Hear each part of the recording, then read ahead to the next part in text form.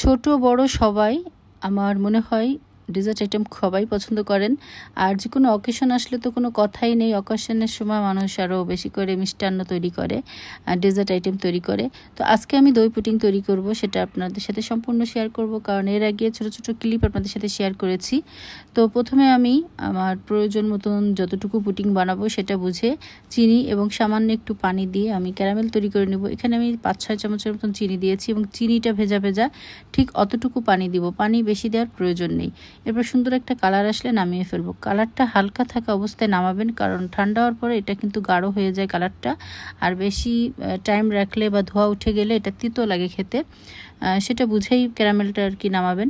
এরপর আমি যতটুকু বানাবো তার জন্য আমার 3টা ডিম এবং 2-3 চামচের মতো চিনি দিয়েছি, কারণ এখানে দই তো মিষ্টি, ক্যারামেলও মিষ্টি, আবার এক্সট্রা মিষ্টি, মানে এটা বুঝে দিতে হবে। সামান্য একটু লবণও আমি দিয়েছি, যে কোনো মিষ্টি আইটেমে লবণ দিলে খাওয়ার টেস্টটা আরও দ্বিগুণ বাড়ে। এরপর আমি আগে থেকে জাল করে রেখেছিলাম 1/2 লিটারের মতো দুধ, সেটাকে এখানে দিয়েছি, দিয়ে ভালো করে ফেটে নিচ্ছি। আর দই পুডিং যখন তৈরি করবেন তখন অন্তত 1 ঘন্টা আগে ছাঁকনিতে পানি ঝরাতে দেবেন, কারণ দইয়ের ভিতরে যে পানি এক্সট্রা থাকে ওটা যদি পুডিংয়ের এই মুহূর্তে যায়, পুডিংটা জমতে একটু দেরি হয় এবং অনেক সময় ভিতর থেকে ভেঙে যায়, পুডিংটা পুরোপুরি জমে না।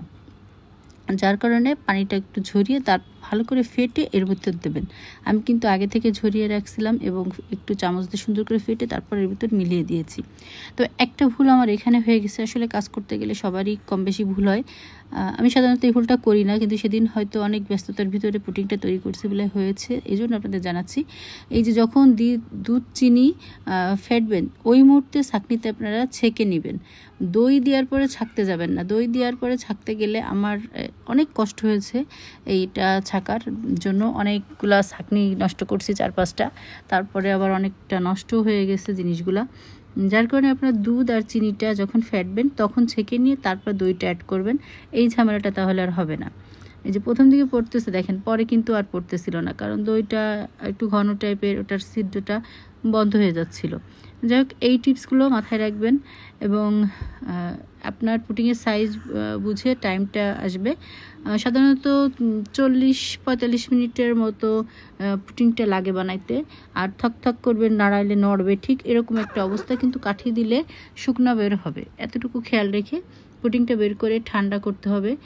তারপর এটাকে 2 থেকে 3 ঘন্টা নর্মাল ফ্রিজে রেখে তারপর সার্ভ করব। টুথপিক বা পাতলা কিছু ছিল না বিধায় আমি চাকু দিয়ে ওটাকে চেক করছি বলে দেখতে একটা মানে খারাপ লাগতেছে আর কি। যাই হোক, এটা কোনো ব্যাপার না, এতে টেস্টের কোনো হেরফের হয় না। এরপর আমার পুডিংটা বানানো শেষ, কেটে আপনাদের